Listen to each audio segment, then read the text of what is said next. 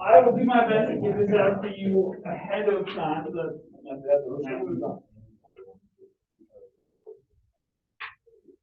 If you want to copy stuff over, you got one already. Feel free to do so, but you don't have to. Just kind of pick it up right here.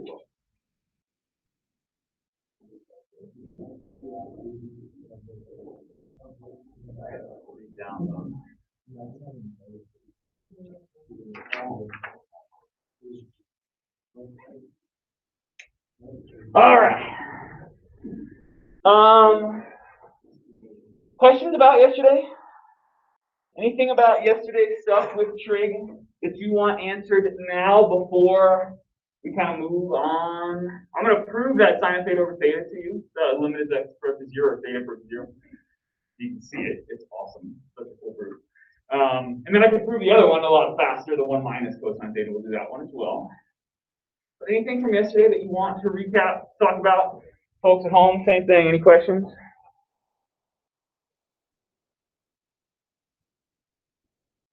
Okay.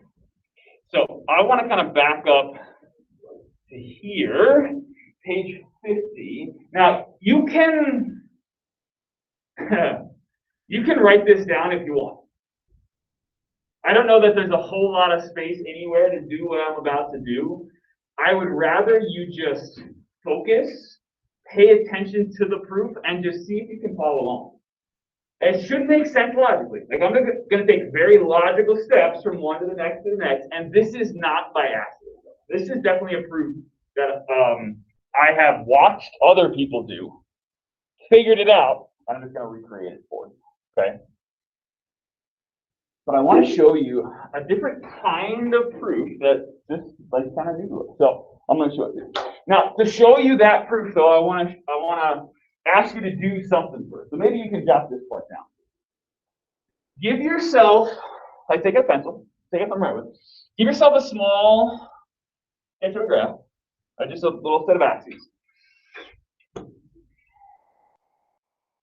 And on that set of axes, and you can draw this anywhere. This is not something I'm going to be looking for. You can back of a piece of paper, some empty space somewhere, wherever. Draw a simple, easy function that exists above the x-axis everywhere except for right there. Like, so I'm just going to draw like a smooth, easy curve that's like all above the x-axis, and then I'm just going to come down and I'm going to hit it right there, and then you can draw something that looks kind of like that. And let's call that f. And this is not the proof of sine of theta. This is explaining why the proof that we're about to do. Okay, simple, easy. Could be almost a straight line. I don't care what it looks like. As long as I hit the x-axis in that spot, and you can make up wherever that spot.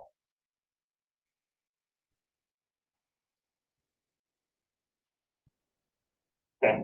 Now, draw another function that exists entirely below the x-axis, except at that spot as well. So I'm just going to go like this.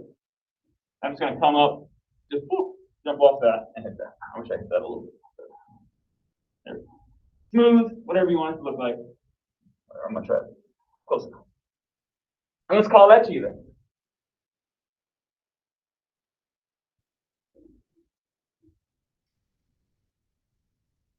And so, would you agree, and I'll stick with the color scheme here, that f of x, and I'm leaving a lot of space intentionally, is greater than or equal, I'm leaving a whole lot of space on purpose, but that's true. So imagine that was right there. Is f of x always greater than or equal to g of x? Every spot, right? Including this one where they're the same. Okay? What I want you to do, see if you can do it. Draw a third function in between.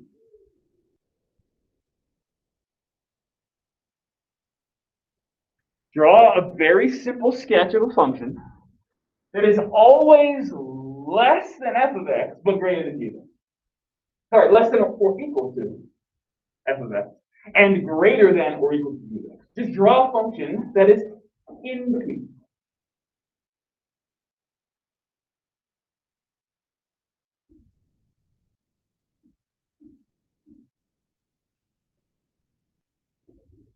Okay. Somebody come up and draw. Come on. Go ahead, Mom. And you can just use your finger. It's already selected, I think, on the green. So go ahead, draw yourself a function that exists entirely between. Love it. Good. Well done. Somebody else pick a different one. Draw a different function that's still in between. Oh, pick the 19 one. Y equals 0. Love it. Work. Then go for it. It's in a different color already, so that's okay. We'll pretend that g of x isn't even there, but you can draw it however you like. Nice. Love it. Boom. Love it. Perfect. Somebody, everybody, do something like that, right? In between, but they all ran into that same spot, right? We all kind of went through that spot right there. Now, let me ask you this. Let's call this some point C. So that's C right there. What's the limit of f of x as x approaches C for this graph?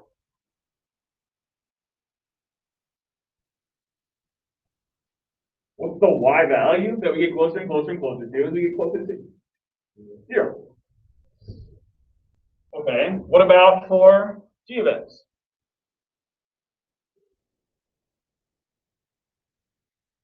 What's the limit? Same thing, same limit, just change it to g of x. 0. What about h of x? What's the limit? They're all the same, right? Because they're all meeting at that exact same point. Now, does this change itself? I put a hole here instead. But they all approach that same hole. Does anything about the limit change, even though the function's undefined? Okay, good. Keep those thoughts in mind. If I've got one function that's always up here and the other function is always down here, but they approach that same spot, and I've got a function that exists in between, the function in between has to get there too, right? If it's going to exist, if this is true, we're going to get it. Okay?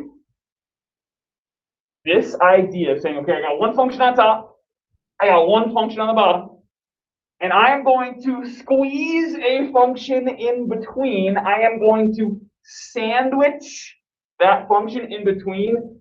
And it's just separate. It's literally called the squeeze theorem or the sandwich theorem.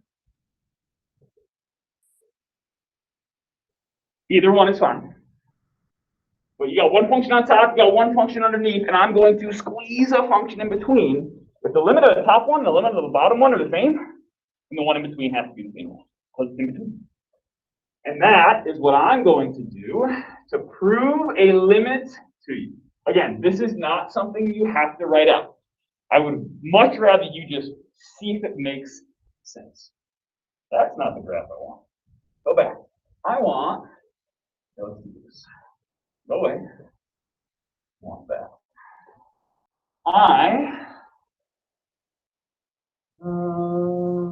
That's pretty good. Probably bigger than I need to be, but that's okay. But let's make it a little thinner. Let's go with this size. Okay, I'm going to draw the unit circle. Let's say something like that. Okay, so voila. And voila. Okay, so this, again, just all you have to do is listen. This is a unit circle. Okay, and I am going to pick an angle in the first one. Doesn't matter what it is. I'm just going to make it relatively, I'm just going to make it big enough. Whoop, there it goes. I'm just going to extend it out like that. So this right here is something. Okay, and what I want to do is I'm trying to prove way over here this limit. The limit as theta approaches 0 of, sine of theta over theta. I know it's gross. Oh, I can't even handle it. It's 1, right? 1. You have it in front of you. Okay, that's what I want to prove. Now, that means that this angle eventually has to go like this, right? I'm going to let theta get smaller, smaller, smaller, smaller, smaller. But don't I have to do it from both sides? So I also have to imagine an angle going this way. And so you want to kind of think that although I'm going to show it to you in the first quadrant, it also kind of exists in the fourth. And we're just going to move them closer together. Okay? And we want to see what happens to this process. Okay, so keep that in mind.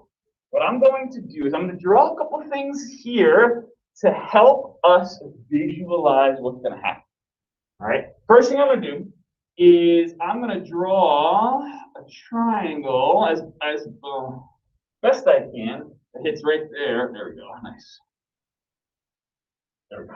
Okay, so I've got a point where the radius hits the edge of the circle, and then this point right there at the end, right? 1, 0. And I'm going to switch colors.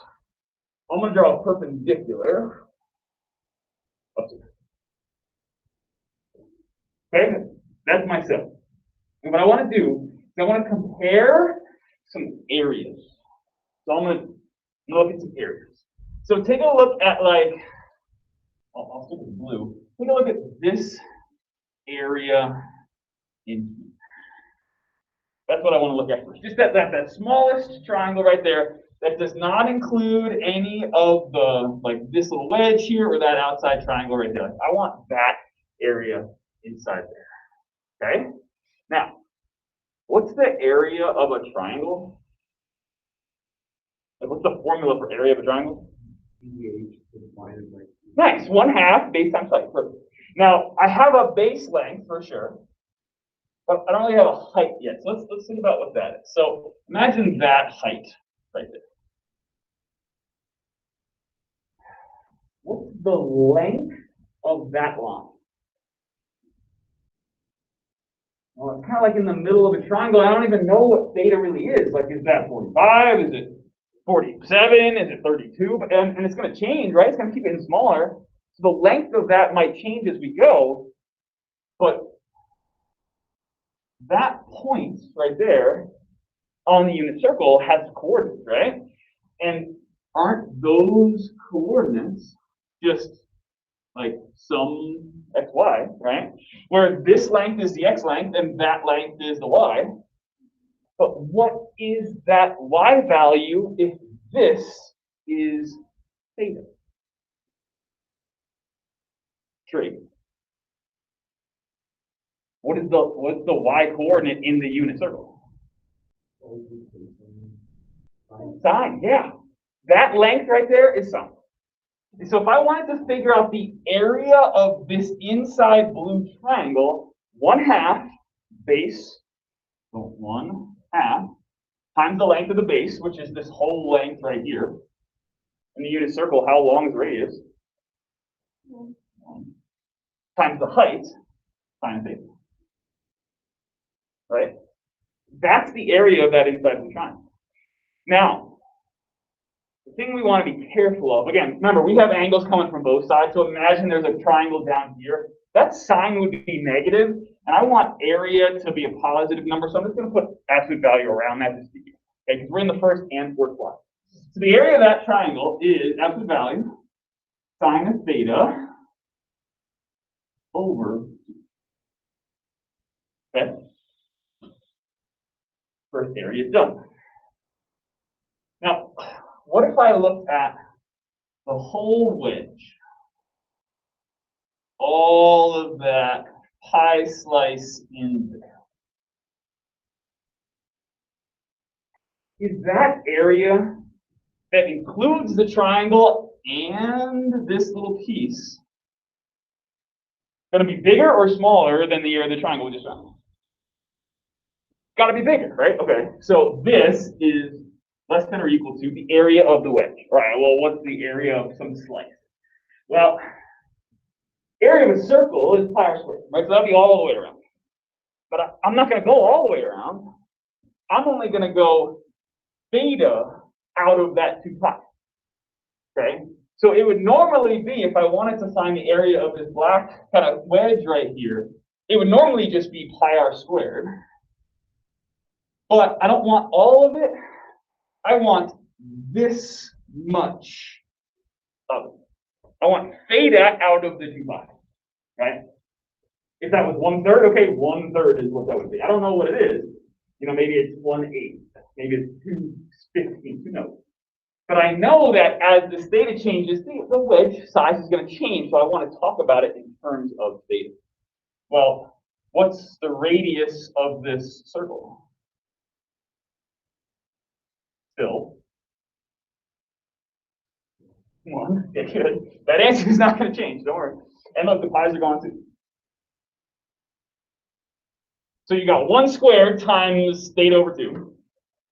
Again, theta could be positive or negative, so I wanted to put some absolute value bars around it. But here's that area. Absolute value of theta.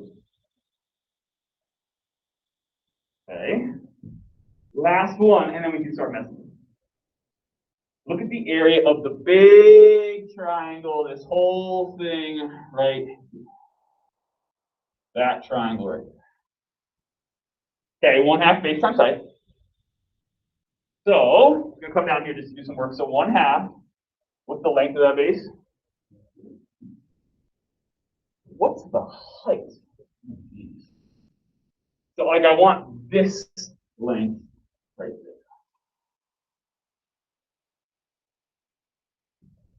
there. Well, what kind of triangle is that highlighted yellow? If I just drew like a base and then I drew a perpendicular straight up, what is this kind of angle right here? It's a 90-degree angle. Now I'm in a right triangle, and now I can use basic trig ratio, sine, cosine, and tangent, not having to worry about like messing with other things. Here's theta still. This is the opposite length, right? Okay. So this is opposite. This length right here is the adjacent. And that's just 1. That's why I picked it, because it's nice. Because I really don't know how long this length is right here, because it's bigger than 1. So I picked the one that's 1. Which trig ratio has opposite and adjacent? Tangent. Okay, so tangent of theta is opposite over adjacent. Okay. Now, opposite is what I want. I don't know what that is. But the adjacent length is just 1. Right? This is the base of this triangle, right? This is the little radius of the circle. So tangent of theta is the opposite side. This is whatever that length is. And that's what I want, right? 1/2 base times height, the tangent of theta. Now, again, I want it to be positive, so I'm just going to put some absolute value bars around it. But again, that's obviously way bigger, right? So less than or equal to something that's bigger, tangent of theta, the absolute value of that. Over. All right, there's a setup. Got it? Now I'm going to mess with it. Here's what I'm going to try to create. I know it's gross, but it's right here. I want this. I want sine of theta over theta. And obviously in there, I've got some sine of thetas and I got some thetas, but they're kind of all. So I'm going to mess with this double inequality. Check this out. This is so cool. I'm going to multiply everything by 2. Get rid of the bracket. Okay? So sine of theta, absolute value of that. Now multiplying by 2 is not going to change any inequalities, right? So it's still less than or equal to absolute value of theta. Absolute value of, well, so like the 2's are all gone because I'm going to multiply everything by 2. Now, just to get it out of tangent, I'm going to write it as sine over cosine. So absolute value of sine of theta over absolute value of cosine. Okay. All right, so there's all my pre-work, now the action.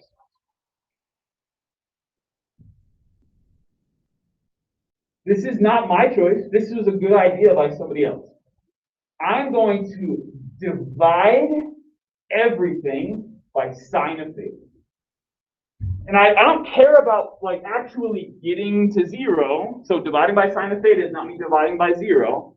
And I'll do the absolute value part as well. So I'm going to divide everything by sine of theta. Now, because I'm dividing by something positive, because the absolute value, the inequalities don't change. I'm going to divide by the absolute value of sine theta. Divide by the absolute value of sine theta. Divide by the absolute value of sine. So what's that? What's that first fraction? Second fraction, all right, it is what it is. Right? Absolute value of theta, absolute value of sine of theta. And what's that? Nice, 1/2. With the absolute value. All right, now, we were really careful with these absolute values to make sure things were positive and kind of mess around with all that. But think about it. All right, so this is always going to be 1. No worries there. If I'm in the first quadrant, theta is positive and sine is positive. This is positive. If I'm in the fourth quadrant and I open the angle down, this angle is negative. Y is negative in the fourth quadrant. A negative divided by a negative, still positive. I don't care where you are, first or fourth quadrant, this side of 0, x is always positive. And so as careful as we were, now I don't need that. Everything is positive in the space that I'm looking, and really all I'm looking at is like from like negative pi over 2 to pi over 2. Oh, pi over 2. This is kind of where I'm just hanging out, right in here, somewhere between negative pi over 2 and pi over 2, just that positive side. All right, we're almost there. Look at this. Look what's in the middle. Theta over sine of theta. Well, I don't want that. I want to flip it. I want the reciprocal. Do you know what we do with the inequality symbols when we take the reciprocal of inequalities? So I'm going to flip the fraction. What do you think I got to do with the signs? I'm going to have to flip those two. Okay, because, I mean, just think about it. I don't know, you don't have to write any of this down, but imagine, like, okay, 1 is less than 2. Okay, take the reciprocal, 1 and 1/2. Is that still true? Is 1 less than 1/2? No, of course not. I have to flip the inequality symbol if I want it to be true. And so that's what I'm going to do. I'm going to take the reciprocal of this double inequality. Along the way, I will flip this up.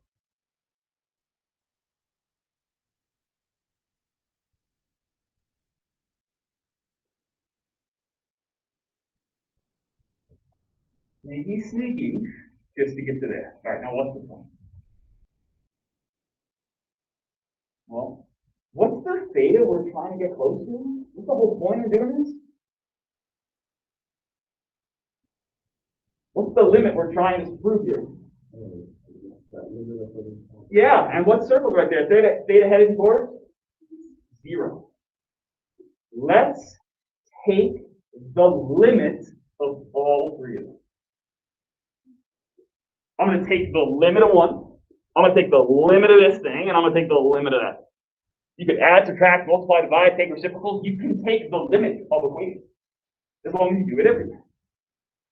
Okay, now if you're okay with this, I'm just going to start over here. Give myself some fresh space. Here's what we're working with. This, and this is crazy, but it works. This is so amazing. So scientific. So let's take the limit as theta approaches 0. Okay, so the limit as theta approaches 0 of 1. Well, from yesterday, what's the limit of a constant, no matter where we're going? Whatever that comes. Okay. Now, I want the limit as theta approaches 0 of this thing. Now, and I don't know what that is. I have no idea what that's going to be. Not yet. Okay. I'll think you do it. What's the limit as theta approaches 0 of cosine of theta?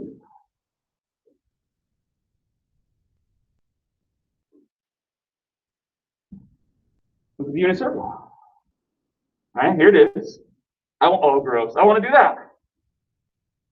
And all I'm trying to do is get closer and closer and closer to this x value.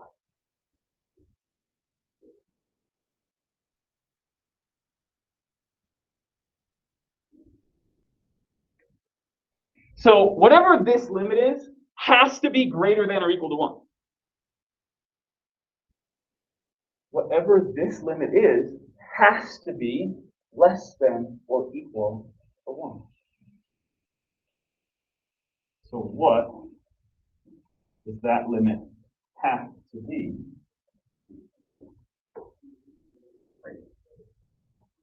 I squeeze that limit in between two functions that are both approaching 1. Now, it takes a whole big mess to do that. But that's upper level mathematics. Okay, and that's what we're trying to get you to be able to do. Think this. It's so cool. Now, Khan Academy can do that in 10 minutes. So like 20, 30. Yeah. So there you go. That's kind of the idea. Okay. So you've got a spot, I think, on that handout. Should be bottom of page 50, 51. Yeah, bottom of page 50, right?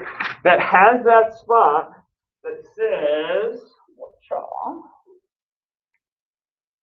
this thing.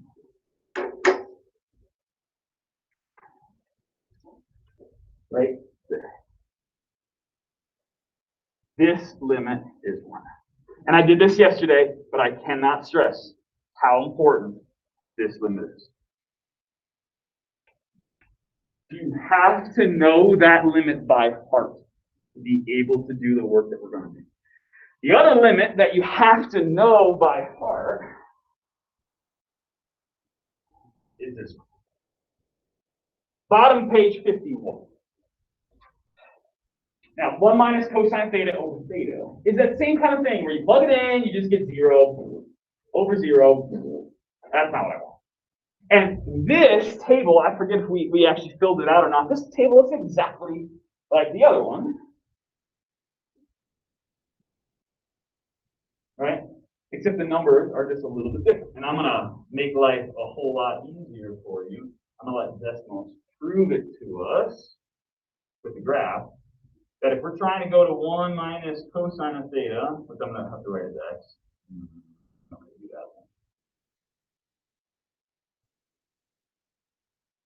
What's the y value we're getting closer and closer and closer to as we approach 0?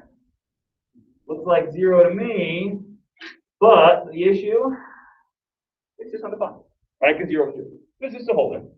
But the limit of that is 0. And so what I want you to do, we'll skip actually filling out most of the table. What you can see is that from the left, we're headed towards 0. From the right, we're headed towards 0. We are definitely heading towards 0.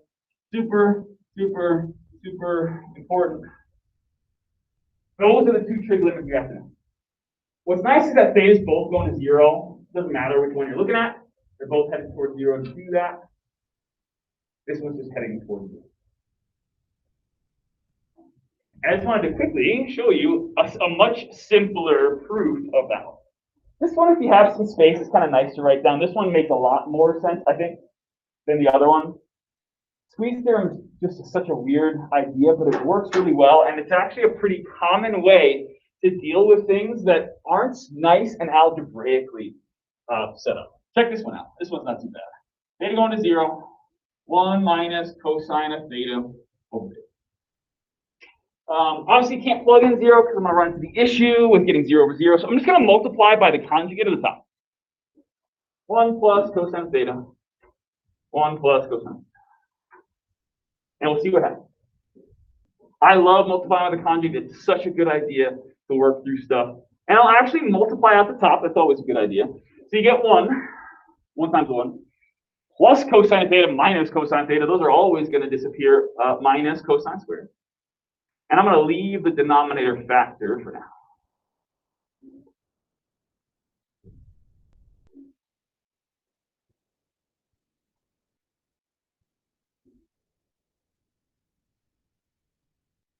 Do you recognize anything about that numerator? Difference of squares? Right, and then so that's where it came from here, right? So that is the difference of squares. That's why we multiply by the conjugate. Good. That's a really good thing to recognize. But I don't want to necessarily like factor and go backwards. I multiply by the conjugate so I can do something with that setup. Laura, what do you see?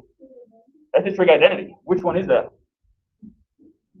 Does anybody know that one? 1 minus cosine squared?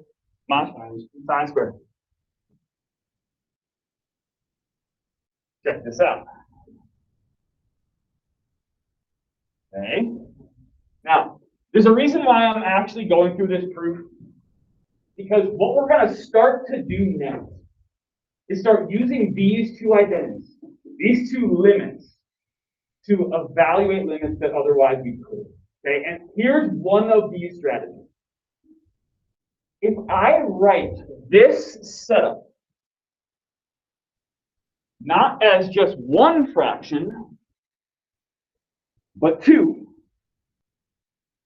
I will have two things being multiplied together. Watch. So I'm going to have sine of theta on top and another sine of theta on top of two separate fractions. I am breaking sine of theta that's squared into two separate ones being multiplied. Because when you multiply fractions, you just multiply things together, right? So imagine going this way, they're the same. And when I multiply fractions, same thing with the bottom, right? Well, I have a theta here, and I have a 1 plus cosine of theta there. This is not just like trig that this works really well with, but because of these weird limits, it does work really nicely when we do this.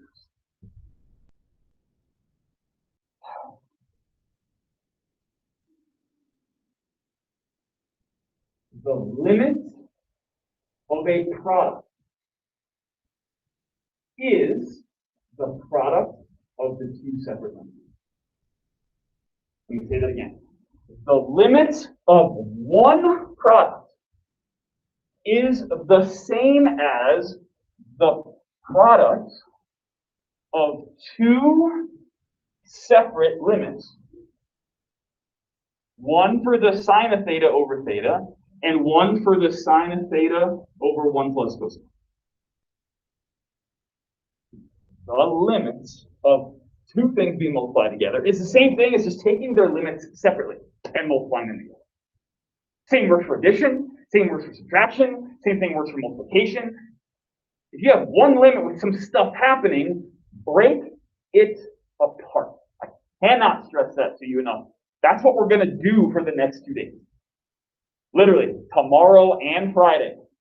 We're going to use ideas like this. It's called properties of limits that allow you to break them into individual pieces and focus on them separately. Now, to really drive this home, I'm going to work straight down here so you can see them. What's that limit right there? The limit of sine of theta over theta as theta approaches 0. 1. That's the whole point of doing this, so I can get to there. I can't prove this limit up here in black without the limit we can prove.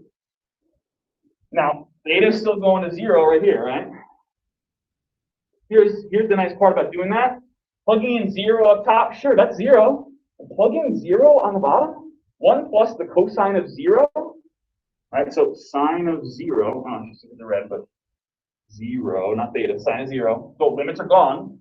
1 plus the cosine of 0.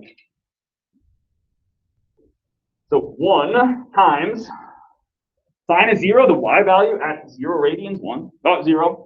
Sorry. 1 plus the cosine at 0 radians, 1. 1 times 0 over 2. The limit as theta approaches 0 of 1 minus cosine of theta over theta. But that proof is not meant to just prove it to you. It was meant to show you this process. That you can do things like multiply by the conjugate. You can break fractions apart so that the limits can then be broken apart. And what you're searching for is stuff like this. That's the kind of thing I want us to try to find. I want to find this limit. I want to find that one, like buried within more complex functions. Because if I can break those apart, then I can isolate them, and then boom, 1 or boom, 0. So nice to be able to like multiply by 1 or add 0. Okay. And what I want to do, I know we only have like 10 minutes right now, is I want to start getting into what this looks like. So I'm going to skip ahead a little bit, and then we're going to backtrack once we get there. I know this is a lot, and I know it's different. I've been saying that since August, that we're going to get to things that are different. What I want to do is I want to get to page 52 and beyond, and what you'll see, let me just jump on canvas real quick. What you'll see, and I put on today's homework, hopefully we'll have time, nice, did it, sweet, to start this homework. Okay, now we have 2 days to do it. We're going to do it in class. You're going to have class time exclusively. You shouldn't need more than that. But it is 52, 53, 54, 55, and 56. It's a bunch of problems, but you are going to have upwards of 2 hours to do it right. And we'll assess after that. If we need the weekend, then we'll take the weekend. But I want to just make sure that we can start seeing how some of these things work out. Now I'm skipping 1, 2, 3, 4, and 5. Well, hold on. And I'll tell you what, I did these solutions last night for this homework. It took me 40 minutes. That was it. 40 minutes of work. But I know what I'm doing. This is all new to you. Okay? So expect it to take probably about 2 hours. Which one am I? Yeah. Let's do 5. Let's do 5. So page 52, number 5. That's a lot of brain power for 8 o'clock in the morning. Was that okay? I know even in the back.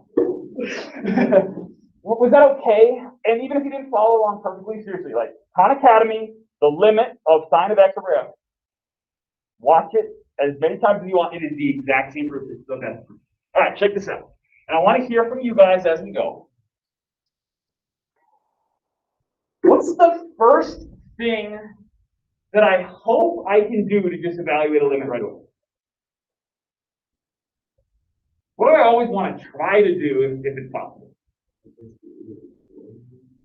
Even before we start like messing with the function, but I'm going to come back to that. I like that. Plug it in. Always think of direct substitution first. Can we plug in 0? No, we're going to divide by 0. No good. So now, good. Let's start messing with tangent, right? We have to start messing with these trig functions somehow. We've got to rewrite some things. And a really good way to do that, if it's squared, to use the Pythagorean identity, but if it's not squared, you just like try rewriting it in terms of sine cosine. So tangent is sine over cosine. All over.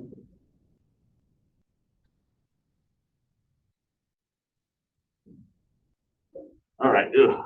Complex fractions, gross. Let's get rid of them. Let's get rid of complex fractions.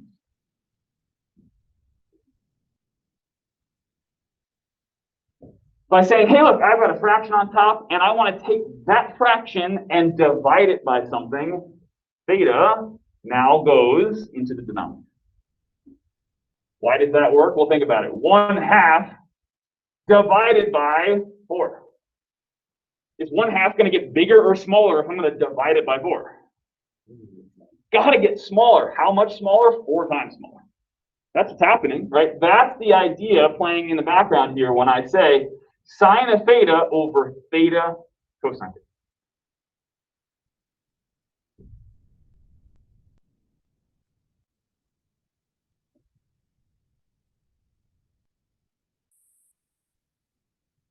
Now, here's my best advice for you.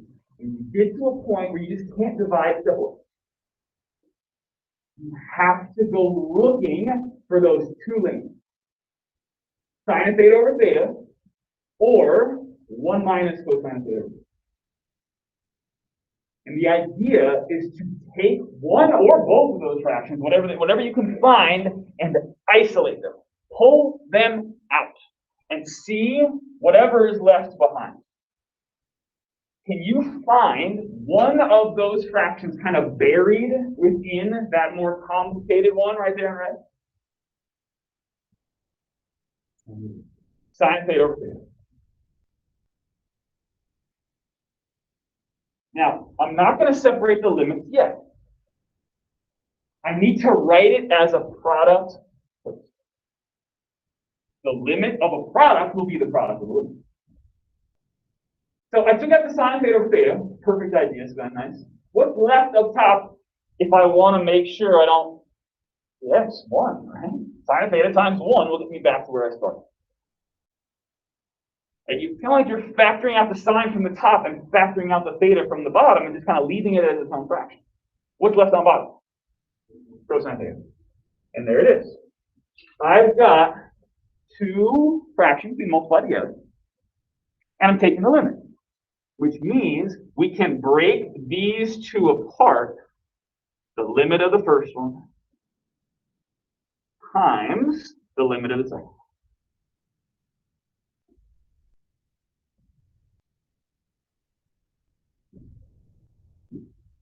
And the whole point of doing that is because we know that first one. And now that we've proven it, I never have to do that. Don't worry, I won't. So what is that first limit? Limit is sine theta over theta is theta equals 0.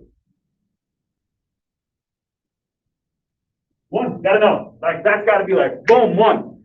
Gotta know both of these. All right, 1 times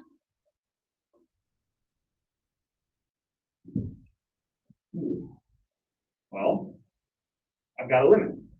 What's the first thing I always want to try to do when evaluating?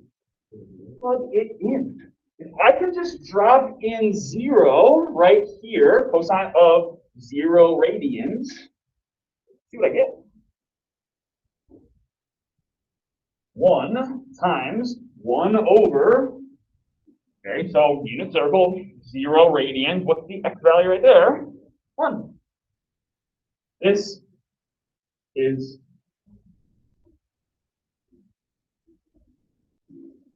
and that's our idea. Woo! Idea. I know, right? It's a heavy day. It's a heavy day for sure. Yeah, I know. I get it. I get it. It's early and there was a lot to try to do. But that is the idea behind calculus is to kind of leverage those crazy proofs in ways that make this kind of thing possible. Now, of course, factor, simplify. Multiply by conjugate, simplify. Rationalize, simplify. All that stuff, such a good idea, but if you get stuck, here's the math. Okay, and we're going to spend a couple days working through this balance. Okay, knowing what we know now we're good. Okay, now you know everything that you need to know through. Okay, I just needed today to prove those couple limits to you, so you can see how weird and complicated it can get sometimes, but also how nice it can be to then use kind of a tricky proof like the squeeze theorem to get to a point where now I've got a limit like this that I can use right away every time. And again, I said it before, I'm going to say it again. The limit of the product is the same as the product of limits, but it works for addition. You have things being added together, break them apart separately. You have division. One limit, no, break it apart separately. You have 3 things being multiplied together, limit, limit, limit, all being multiplied. Like separate them as much as you can to like isolate each individual. And that strategy works really well when we get to chapter 2, which is coming up. Like I think by the end of this week, we'll be done with all this trig stuff. We'll take like Monday of next week to start wrapping stuff up. We'll do a little review. And then at some point, middle, end of next week, we'll be ready for that. Okay, so I'll put that up on Canvas. I wanted to see up today before I did that. But I'm good. I will see you later. Thanks, everybody. Yes, please. So if you think it's the word thing, let me figure out how to word it. Okay. When you separate it into 2 limits and then for the different one, Yes. would you change it to a multiplication? I like to. Yeah, I would much rather multiply by I'd rather multiply by a fraction than divide limits and make it messy. And here's exactly where I had that same thought when I was doing the squeeze theorem. See if I can find it. When I was doing the squeeze theorem, when I said, hey, let's divide by sign, look what I multiplied by. 1 over sign, right? Divide by sign, divide by sign. Just make it look nicer. Now let's multiply by 1 over sign. Yep, totally. Huh? Oh, yeah, of course. No, Fields did. Fields was there. So I definitely came to watch that. Yeah, that was awesome. Have a good day, thank you. See ya. What up, bro? Hi, Kyla. You awake yet? No. I am so tired. Why? I had. Did you sleep last night? Yo, no way. Yeah, I know, right? No way. Pretty sick, No, right? so I had a scrimmage on Monday and then I had a game Okay. last night. Nice, that's awesome.